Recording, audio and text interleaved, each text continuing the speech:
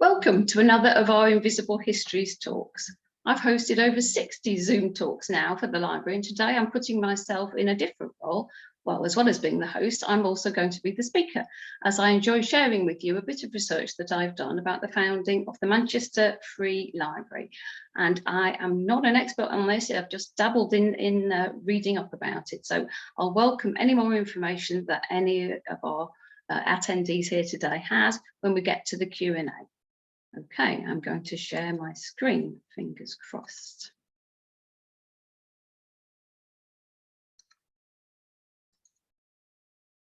Can you see my screen? Okay, great. So I have called this, as you see, the Manchester Free Public Library 1852 and Lateral Musings, because there have been so many interesting byways that I could go down in the course of having found out a bit more about the founding of the library. So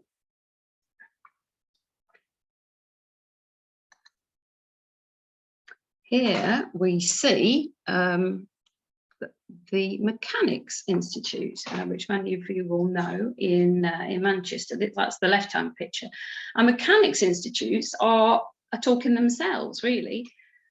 They were for workers who could not afford subscription libraries, and they offered book loans for a small fee, also technical lecture courses, sometimes laboratories, and in some cases a museum for the members' entertainment and education.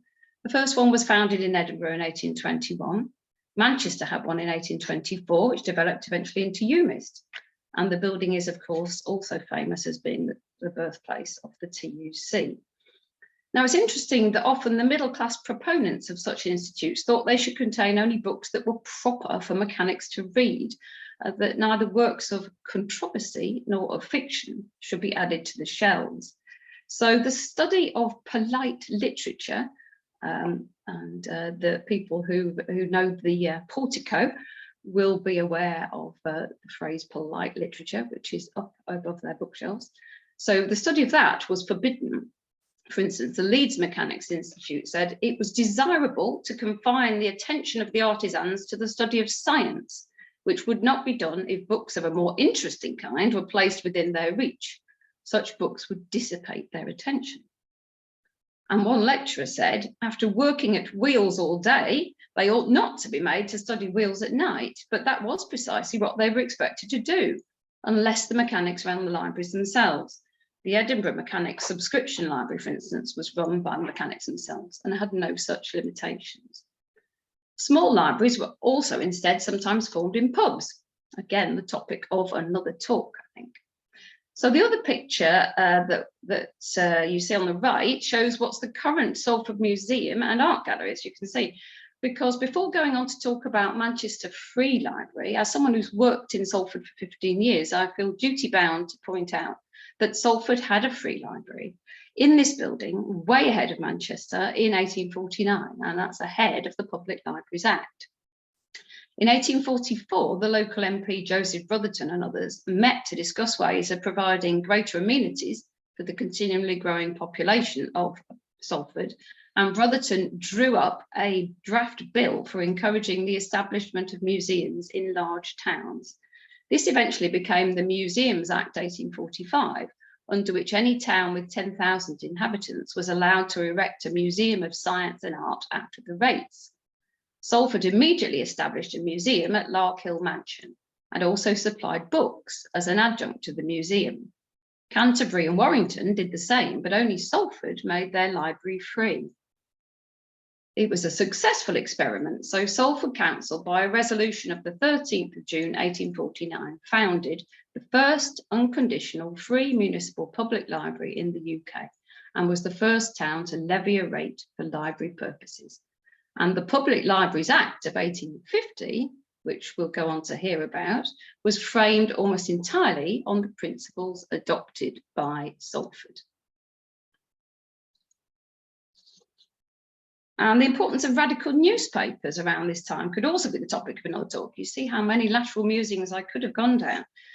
So William Cobbett's Political Register, which you see here, was 1 shilling and a halfpenny a copy, and groups of workmen clubbed together to buy it. In 1816, he decided to sell it at a price working men could afford, twopence, excluding news to avoid the government tax. 44,000 copies were sold of that first cheap number, Cobbett noted, stating triumphantly, "Let corruption rub that out if she can." And we got in the library, in the journal Meliora from 1859, a fascinating account of free public readings of the time, starting with a description of meetings in Manchester in the Mechanics' Institute.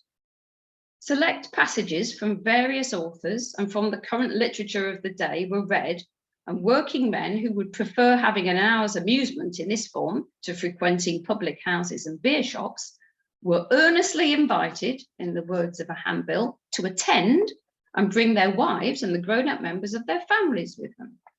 We also read there that in Salford, the adjoining borough, where the experiment appears to have originated and where it was appropriately prosecuted in the hall of the Mechanics' Institute, a set of rules were adopted, well calculated to preserve the useful simplicity of its character. The meeting appointed its own chairman for the evening, which gave a democratic complexion to the entertainment, I quote, and lessened any savour of patronage which the quick jealousy of humble life might detect in it. A necessary proviso was that no subject should be introduced which was connected with party politics or religious controversy. This did not, however, exclude the news of the day, when of sufficient interest to command a place, and in some instances, extracts from the public journals were thought proper contributions to the evening's amusement. No discussion was allowed, but at the close of the reading, any suggestion or opinion addressed to the chairman might be stated, provided no speaker occupied more than 3 minutes. Wouldn't you love to go back and listen to one of those meetings? Wouldn't that be fantastic? So my interest in the Manchester Free Public Library, which opened in 1852, was piqued as I was reading through the early reports of the Portico Library Committee, when we were researching a joint talk as part of the 2021 Manchester Festival of Libraries. I realised that there was a Portico committee meeting that same day that the library opened, the 2nd of September. Here it is, here's the beautifully handwritten ledger. Was that so Portico committee members could also attend the opening, or did they miss the opening to have their meeting? As another lateral musing, alongside all the books that they agreed to buy that day, they also purchased tassels. I now need to know more about that. So here we have the first place where the Manchester Free Library and Museum was. And the library was the first to operate a free lending service without subscription, and Manchester was the first local authority to establish a rate-supported public lending and reference library under the Public Libraries Act of 1850. As we've mentioned, Salford actually was the first to do so ahead of the Act. So the original home of the Free Library was a building with a very interesting radical history. It's the Hall of Science. And this was located in Campfield, near where what is now the Air and Space Hall of the Science and Industry Museum. In this earlier guise, the building had been a focal point for trade union and political activity in Manchester. In January 1840, the Hall of Science was opened by Robert Owen on Byron Street in Campfield, just off Deansgate, the centre of Manchester. The building had cost £7,000 and was the largest lecture hall in Manchester, holding over 3,000 people. The hall bore the motto, "Sacred to the investigation of truth." There were evening and Sunday lectures, concerts, parties and excursions. The Sunday school had 250 pupils by 1842. The hall also attracted opposition. In April 1840, for instance, an attempt was made to burn it down. The perpetrators were never caught. In the summer of 1842, a great strike swept across the Lancashire cotton towns. On the 16th of August, a delegate conference took place in the Hall of Science, chaired by Alexander Hutchinson. The Chartist newspaper, the Northern Star, commented that the meeting had been marked by great earnestness and good order. Many of those attending were later arrested after the strike ended. Frederick Engels arrived in Manchester in December 1842 to work in the family firm, Erman and Engels, and soon found his way to the Hall of Science, which was just a few minutes' walk from the firm's offices on Southgate. He wrote, somewhat condescendingly, "At first, one cannot get over one's surprise at hearing in the Hall of Science the most ordinary workers speaking with a clear understanding on political, religious and social affairs. I saw the Socialist Hall, which holds about 3,000, crowded every Sunday." He described a meeting in the hall thus: "Watts, that's John Watts, without removing his hat, comes onto the platform on which there is table and chairs. After raising his hat by way of greeting those present, he takes off his overcoat, then sits down and delivers his lecture, which usually gives much occasion for laughter, for in these speeches the English intellect expresses itself." Engels engaged in political dialogue and debate with that man, John Watts, the Hall's main lecturer, and also wrote for the Owenite journal, The New Moral World. The Hall only survived until 1850, when, after splits and divisions within the Owenite movement, it was sold, and it was then that the Manchester Free Library was established in the building.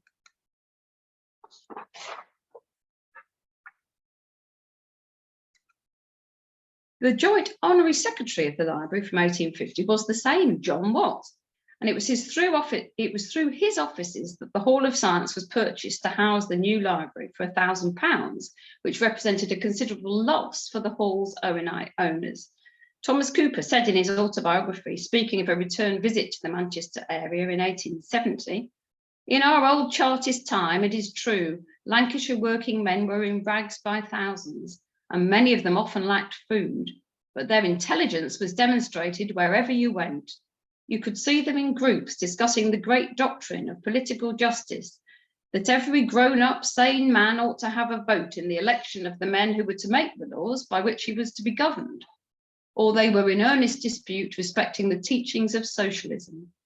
Now you will see no such groups in Lancashire, but you will hear well-dressed working men talking as they walk with their hands in their pockets of co-ops, cooperative stores and their shares in them, or in building societies." And Engels wrote scornfully to Marx in 1851 that John Watts is now on the best of terms with the Bishop of Manchester. The building was stripped of its inscription sacred to the investigation of truth, and a new facade added. However, in 1877, only 25 years after it was opened as the Free Public Library, it was abruptly closed, as the structure, which was not built to house such a weight of books, was about to give way. An extraordinary story. The library moved on to the former Manchester Town Hall on King Street, which you can see there, and in 1934 to its present home in Central Library. And the bottom picture is of Heaton Park, because the facade of that library building, as you can see, is now rather extraordinarily in Heaton Park. Right, well, WCML, of course, holds a copy of the report of the proceedings of the public meetings held in the library Campfield on Thursday, September the 2nd, 1852, to celebrate the opening of the Free Library. So we have verbatim reports of what everyone said on the day. This included speeches by Dickens and Thackeray in the morning. As a complete aside, here are some wonderful illustrations from another booklet, which is bound in with our copy of that report of the proceedings. They're from William Fairburn's Observations on Improvements of the Town of Manchester of 1836, and show us what an alternative Piccadilly Gardens might have looked like. And that domed building is where Primark is today. See it and weep, folks. Anyway, back on track. The opening of the Free Library. The library was funded by subscriptions, which eventually reached the large sum of £12,823, of which about £800 was raised by a working men's committee, more of which later. A letter of support and a donation of 18 handsome volumes, to quote, was sent by Prince Albert for the inauguration. The letter stipulated that the books be freely accessible to persons of all classes without distinction. And there's what seems to my modern eyes some very interesting subtext, well, not all that hidden actually, in the speeches that were given at the opening. R. Monckton Milnes, for instance, is quoted as saying, "I think it is impossible to overrate the political utility of such an institution as this. Think what a book, what each of these volumes is. It is a portion of the eternal mind caught in its process through the world, stamped in an instant and preserved for eternity. Think what it is, that enormous amount of human sympathy and intelligence that is contained in these volumes, and think what it is that this sympathy should be communicated to the masses of the people. Compare the state of the man who is really well acquainted with the whole past of literature upon the subject on which he's speaking and with which his mind is imbued, with that of the solitary artisan, upon whom perhaps the light of genius has dawned in some great truth, in some noble aspiration, in some high idea, resting there, unable to accomplish itself, unable to realize its meaning, and probably ending in nothing but discontent or despair. Compare the state of that man, such as he would be without books, with what that man might be with books, so that it is only books that can save him from the most exaggerated conclusions, form the falsest doctrines, and all those evils which may damage and even destroy the masses of mankind. It is only, remember, what lies in these books that makes all the difference between the wildest socialism that ever passed into the mind of a man in this hall and the deductions and careful processes of the mind of the student who will sit at these tables, who will learn humility by seeing what others have taught before him, and who will gain from the sympathy of ages, intelligence and sense for himself." Now, there is some crazed optimism there that the working classes, if their reading is suitably directed, will turn docilely from the madness of socialism to consider higher things. Then John Bright got up and pronounced the following: "Now I regard this as a great day for Manchester. I think that we shall not hear hereafter of those dread suspicions in London that there is some mine in Manchester. I do not mean a gold mine, but a mine that is going to explode and turn the country into anarchy." So here's the resolution, which was read by Charles Dickens. "In this institution, special provision has been made for the working classes by means of a free lending library. This meeting cherishes the earnest hope that the books thus made available will prove a source of pleasure and improvement in the cottages, the garrets, and the cellars of the poorest of our people." That's okay. But he had, however, disappeared, Dickens, by the time of the workers' evening meeting, although he did have the grace to apologise for this in his brief speech. The workers did still get Thackeray, however, the ubiquitous John Watts was also there, and the local MP Joseph Brotherton, because you're thinking, well, they're really two separate meetings, and yes, indeed, there were. And I will read out to you. "As the morning meeting was more expressly for the benefit of the wealthier classes of our townspeople, so the evening meeting was intended to consist chiefly of the working classes." Obviously, they were working during the day, so they couldn't mingle with their wealthier classes of townspeople.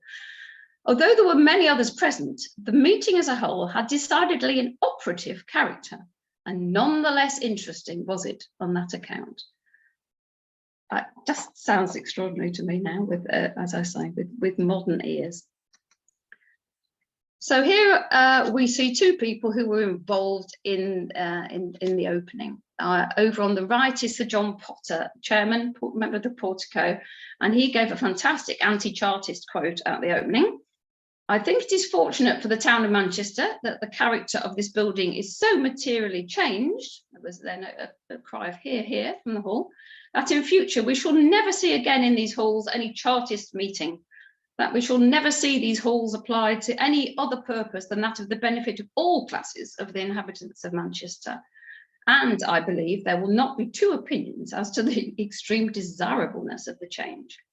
Certainly none who remember this building in 1842, during the time of the disturbances, will at all regret that it is now the Manchester Free Library."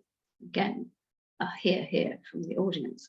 Now, you may recall me saying earlier that what Potter makes it sound like a nest of rioters in the building in 1842 were in fact public Chartist meetings. Clearly the Hall of Science as a focal point for trade union and political activity in Manchester during the general strike of 1842 still rankled with Potter and others 10 years later. In the journal Meliora, which I mentioned earlier, there is a mention too in a description of the Manchester Free Library that the building had been inaugurated by Robert Owen, but, to quote, his system of social regeneration had but a short existence, and the building having fallen into bad hands and being applied to improper purposes had become a public nuisance. There you go.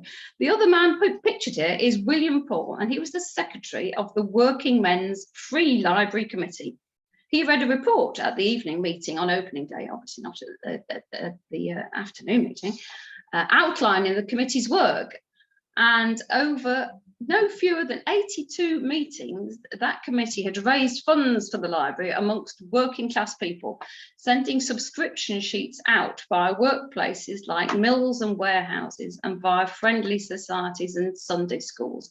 Over £800 was raised in that way, and thanks to our reported proceedings, we have the full list of the groups of working men who contributed subs. It may be a bit small depending on how big your screen is, but it includes the work people of Burley and Co. That's the 5th highest total amount, and I'm wondering whether that's the same Burley of Peterloo infamy. I don't know.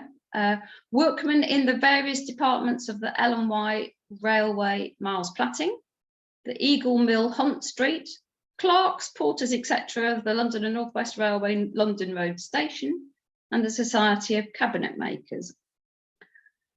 And I guess I'm intrigued by what feels like the huge gap between the paternalism of the middle classes, thinking they know what's good for working people, no, working men to read, and the sorts of writing you'll find in the library from the working classes of the time, or find in the working class movement library, I mean. Here's an example from William Lovett. It's an address he wrote as secretary of the London Working Men's Association in 1836. And he wrote of the floodgates of knowledge, which the tyrants of the world have raised to stem its torrent. They're being broken down. We have tasted its refreshing stream. The mist of ignorance and delusion is past. We perceive the injustice practiced on us and feel the slavery from which we have not yet power to free ourselves. Our emancipation, however, will depend on the extent of this knowledge among the working classes of all countries, on its salutary effects in causing us to perceive our real position in society.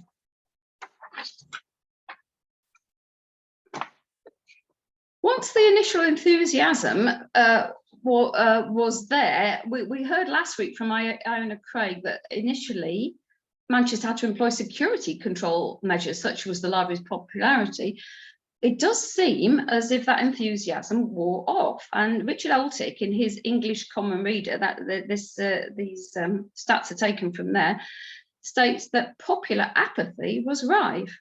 Although 22,000 workers had, as we saw, contributed over £800 to the library in 1852, William Paul, whose picture we saw of the Working Men's Committee, actually commented even on his opening day speech that he regretted what he called the lukewarm feeling and very great coldness with which many of their fellow workmen have received their addresses and even refused to contribute their mite towards the consummation of this great object. And as we see here, as the years went by, not much later than the 1852 opening, the greater part of the readers and borrowers of the library were more from the middle class than what was then termed the labouring population. And as Richard Oltick says, when the peak period in the founding of British libraries came, between 1897 and 1913, it was due to the munificence of Andrew Carnegie rather than public support of libraries. So I'm just briefly going to go down a site of the byway, but I thought it was interesting to look at what other knowledge institutions were around in Manchester at the time of the Manchester Free Library. Over on the left, you'll see the Manchester Lit and Phil, whose motto, like the working class movement libraries, is knowledge is power. Founded, as you see, in 1781, and the second oldest learned society in the world, still going strong, as you may know. And Thomas Percival was a physician, moralist and nonconformist, the architect between sweeping changes to public health. According to his son Edward, it was in 1780 that Thomas started hosting meetings at his own house, quote, the resort of the literary characters, the principal inhabitants, and of an occasional strangers. And this gang of strangers will become the first meeting of the Manchester Lytton Bill, and Percival the first president. During his presidency, the bulk of the membership was made up of radical reformers and slave abolitionists. Percival sought to improve the living and working conditions in the city, and in 1795 established the Manchester Board of Health. The father of the cooperative movement, Robert Owen, joined the society in 1793, and Roger of Thesaurus fame and Richard Pankhurst were also members. I've got a picture there of Chetham's Library, which of course has been in continuous use as a public library for over 350 years. We mustn't forget the Portico Library, which was the subject of the first talk, which started me off on this whole process of looking interestedly at the Manchester Free Library. We've also got, at the time, linked to Engels, so this is why I'll mention it, the Schiller-Anstalt, the cultural and social focus of Germans in Manchester from 1860. Engels was a member of this, and we've got in the library a copy of the Sphinx of the 29th of August, 1898, which describes it as it moved from Cooper Street to Oxford Road. Its social politics are radical, and the reading room is the largest room and occupies almost the entire first floor. It's provided with nearly 20 different German newspapers published in all parts of Germany, the principal French and English newspapers, and a discriminating selection of weeklies and monthlies may also be read. Alcoholic refreshment was available, with the Sphinx dryly noting that instead of the one annihilating the other, the result shows that beer and culture have taken quite kindly to each other. The Schiller-Anstalt moved to 66 Nelson Street in 1885, and in its heyday had 600 members, a gym, a skittle alley, a concert hall, a male voice choir, as well as the large library. But the clubhouse closed down in 1911 as too many members had died or moved away. And meanwhile, Emmeline Pankhurst and her family were living at 62 Nelson Street, just 2 doors away, from 1898 until 1907. And the first meeting of the movement that became known as the suffragettes took place in the parlour. So it's all happening in Nelson Street. Other libraries noted as running in an 1839 book that WCML holds called Manchester as It Is are the Athenaeum in Princes Street, which is pictured here and now, as you might recognise, forms part of Manchester Art Gallery. This was established for the purposes of affording persons of the middle classes in society, chiefly young men, a suitable resort for reading the public prints and attending lectures. There was the Manchester Old Subscription Library in Ducie Place, the New Manchester Subscription Library in Withy Grove, then in Exchange Buildings, and the Library for Promoting General Knowledge in Market Street. There's also an Ancoats Lyceum. So we've got a book in the library containing some fantastic early photos of libraries in Manchester called Public Free Libraries, A History and Description, a Guide to Their Contents and Use by W.R. Credland, 1899. And it was published nearly 50 years after the opening of the Campfield Library and commemorates and celebrates the free library movement in Manchester. Details the efforts of its founders and supporters without too much reflection on working class involvement, and the achievements and rapid expansion of libraries across Manchester. The book is illustrated with images of founders and supporters and early photographs of reading rooms in various branches, as well as a view of the first building to house the library. It also reproduces the speeches made at the inauguration in 1852. If your screen's big enough, you may be able to see the female library staff member on her dais towards the back of the room. And I'm grateful to Lucy Evans, who got in touch just yesterday and who's written the biography of the third chief librarian of Manchester, Andrea Crestadoro, and who tells me that through Crestadoro, Manchester was the first to employ female assistants. Lucy says their stories are fascinating. It took years for most of the other public libraries to follow, by which time females were pretty much running the branches in Manchester. And here's another of the pictures from the same book. Lucy also offered the following amazing fact, which is one to leave you all with as I come towards a close.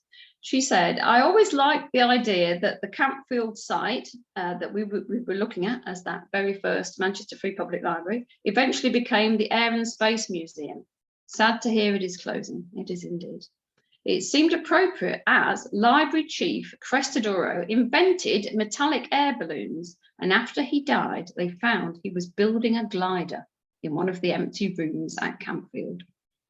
You really can't top that, can you? Well, except also that from this history by Credland and Manchester Library, one also gleans fascinating facts that I feel the need to share, such as that the periodicals taken in the Deansgate branch in 1899 included the Cowkeeper and Dairyman's Journal and the Skegness Herald.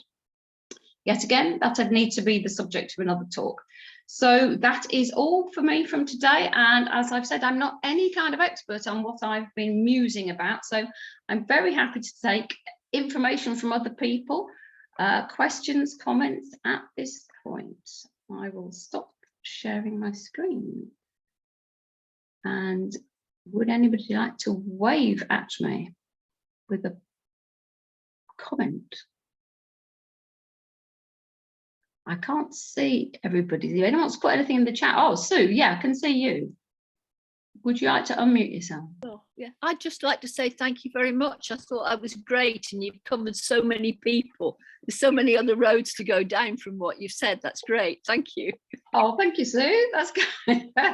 Well, very often people have said in these talks that should be the subject of further research, and that's just true, because whenever you start, you could go off, and particularly as you can imagine, because I've had the treat of being able to use books in the library, and you look at something and you follow a reference, and of course Ruth and Eddie have that book in the collection as well that is in the reference, so you can go and look at that as well, and then before you know it,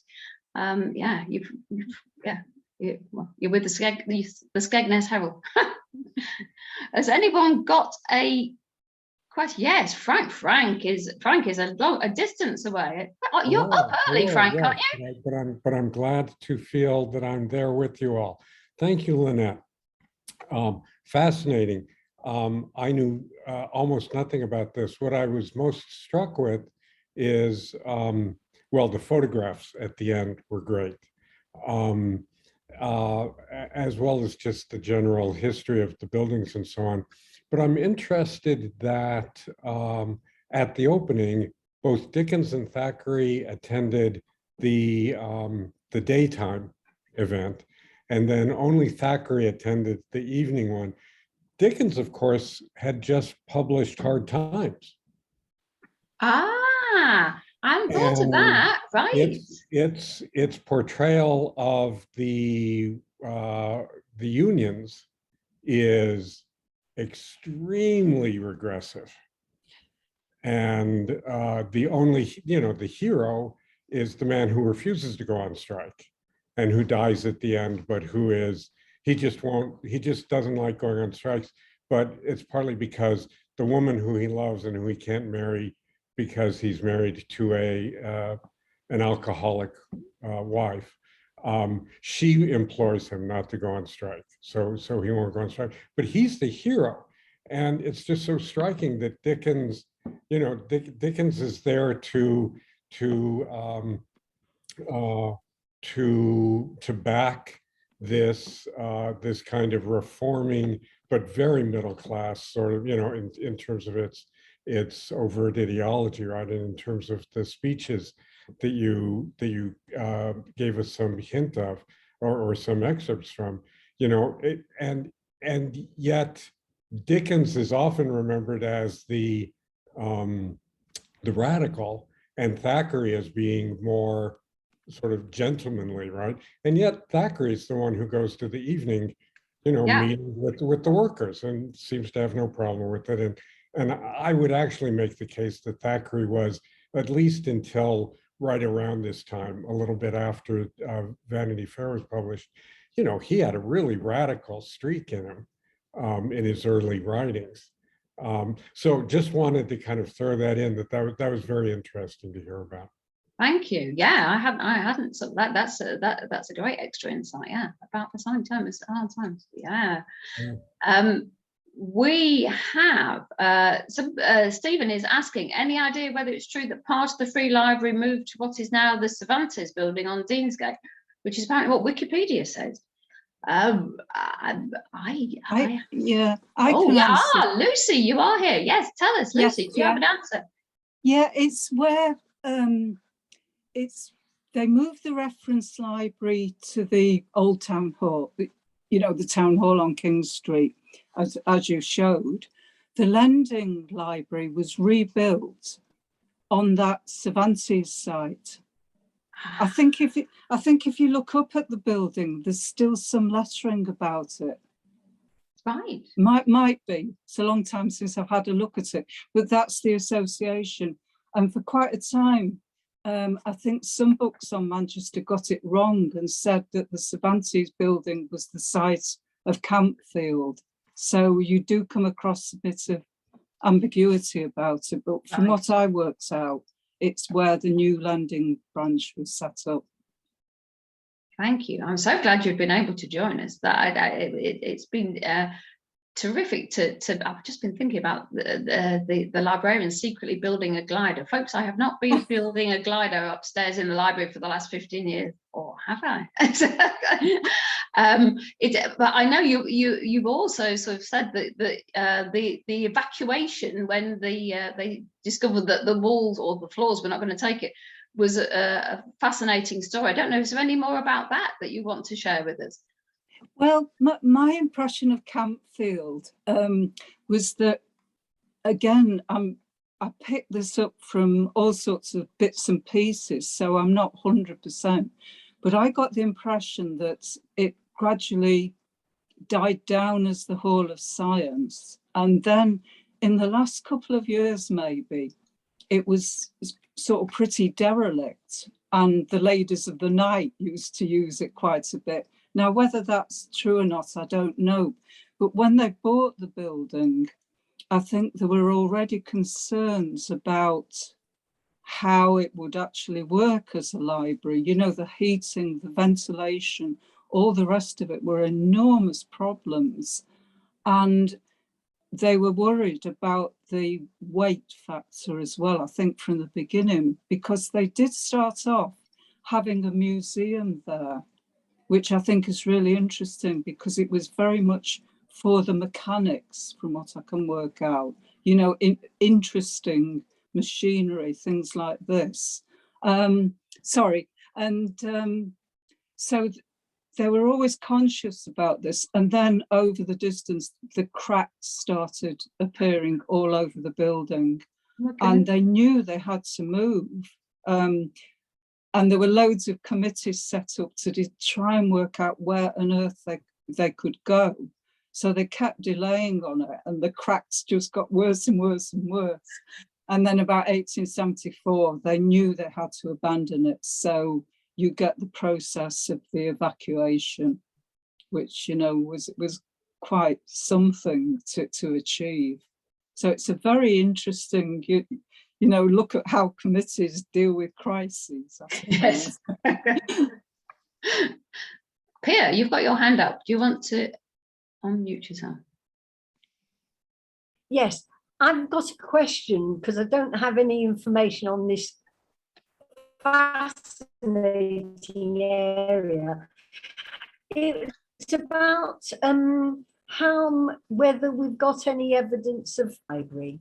I was looking at that very fleetingly, the slide you put up about 1857 to 58 or 59, and the difference between location A and location B, where there seems to be a real increase in the poorest people, presumably the poorest working class people, and including the women and children section.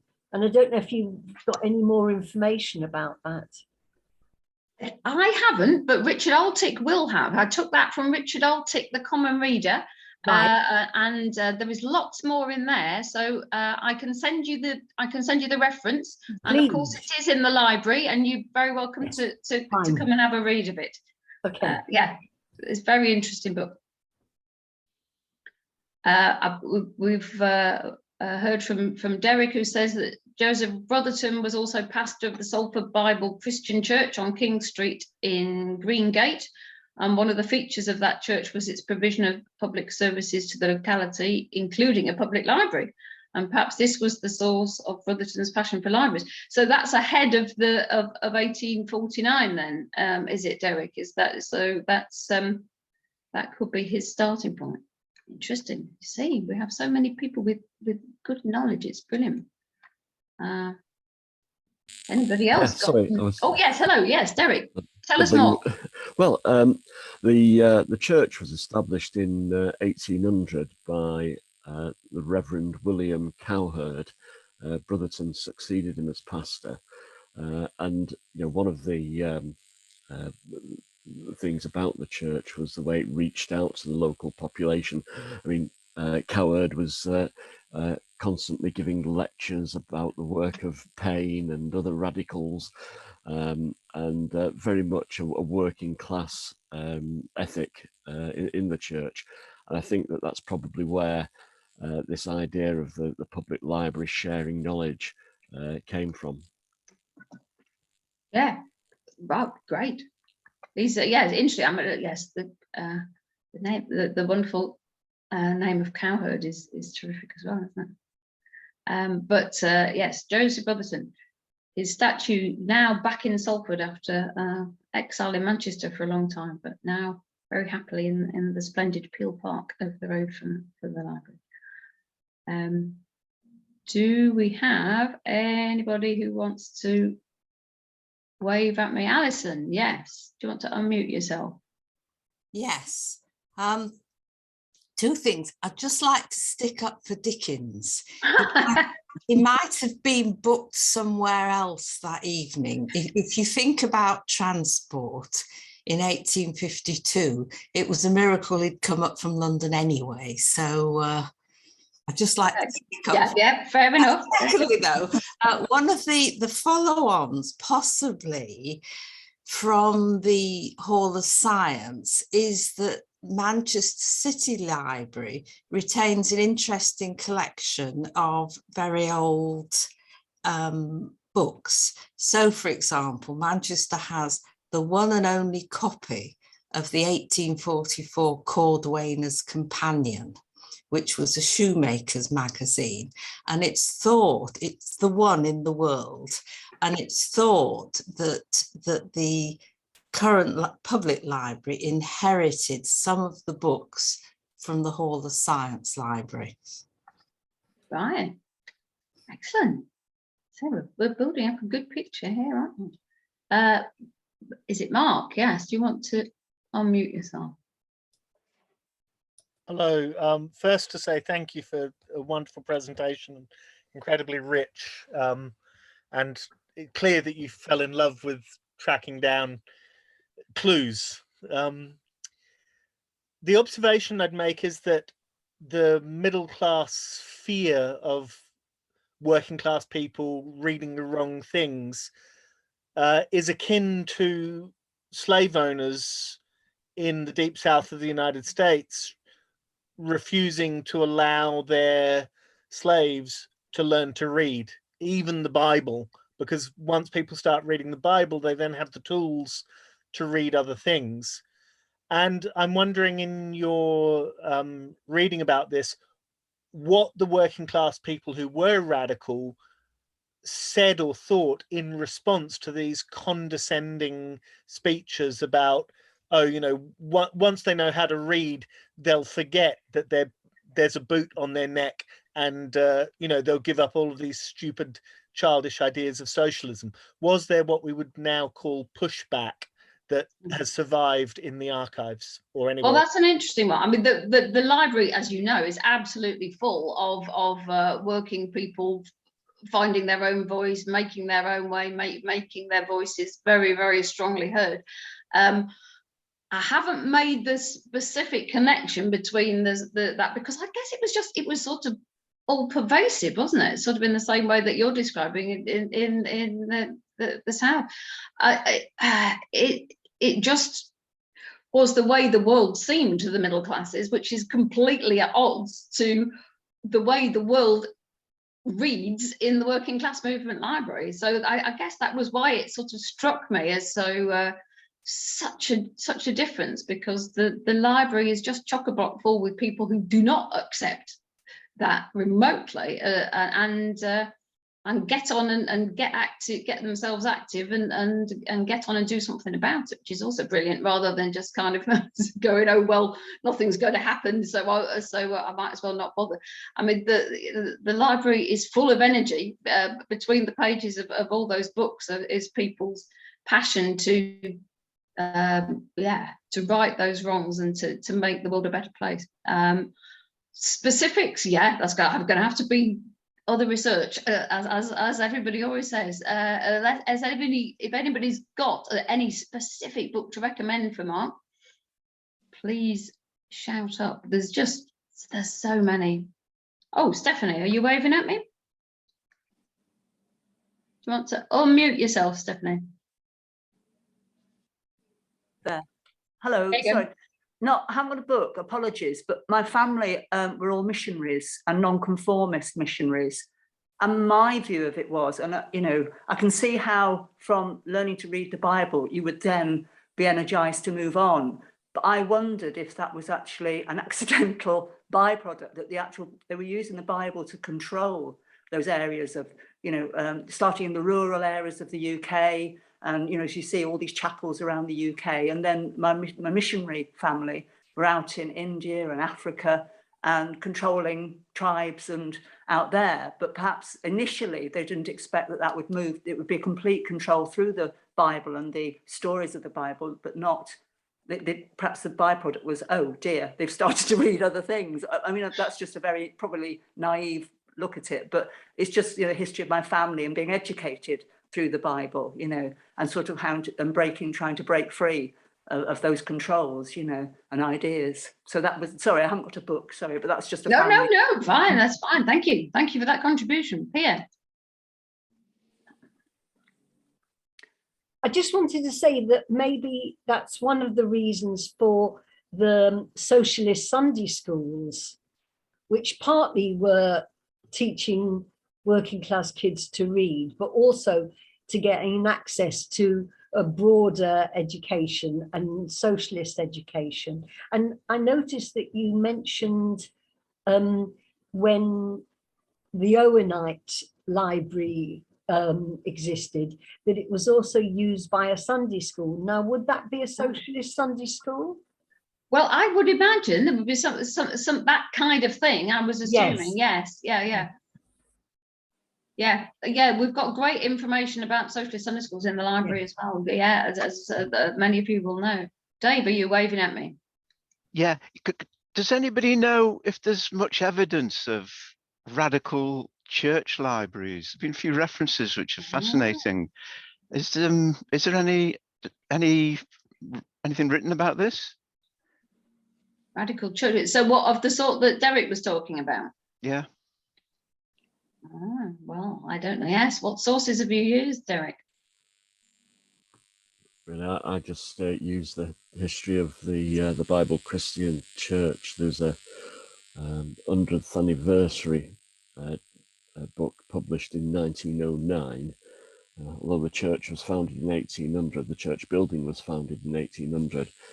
It didn't formally become the Bible Christian Church until 1809, and so a book was published, and that's my only source for this. It's an interesting question, and perhaps one that is deserving of further research. We are finding so much for everybody. I feel we've got. There's still a lot of you here. I could give you each a topic to go off and do some research on, couldn't I? It's yeah. Anyone wants to come in the library, read up on any of this, then please do. We are open Tuesday to Friday, and we would love to see you. I think we may be coming towards a close, unless anybody wants to wave at me. Let me just scroll through. Okay. I think we are we are done. So thank you very much for joining me. I've enjoyed it, so thank you for staying with it. It's been great. So next week's talk is again online only, and at the later time of 3 p.m. as our speaker is in California. Is actually therefore getting up really early. And Dick Holstock will be joining us. So Wednesday, the 23rd of February, 3 p.m. to speak on the topic Street Ballads' Role in Working People's Enfranchisement. That's it. And we're delighted that good friend to the library, balladress Jennifer Reed, will also be in attendance to sing a couple of ballads for us live on screen. Until then, goodbye in solidarity from all of us at the Working Class Movement Library.